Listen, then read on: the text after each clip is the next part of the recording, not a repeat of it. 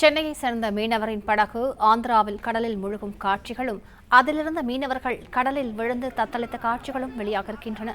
கூடுதல் தகவல்களை செய்தியாளர் வெங்கடேசனிடம் கேட்கலாம். வெங்கடேசன், விரிவான விவரங்களை பதிவு பண்ணுங்க.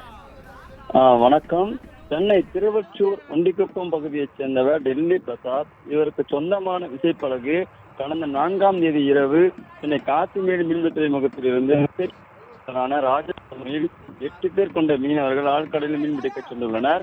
கடந்த 8ஆம் தேதி அன்று மாலை ஆந்திரா மாநிலம் கிருஷ்ணாப்பட்டினம் துறைமுகம் அருகே ஆழ்கடலில் மீன்பிடித்துக் கொண்டிருந்த பொழுது விசைப்படகில் ஏற்பட்ட திடீர் சத்தம் கேட்டுள்ளது.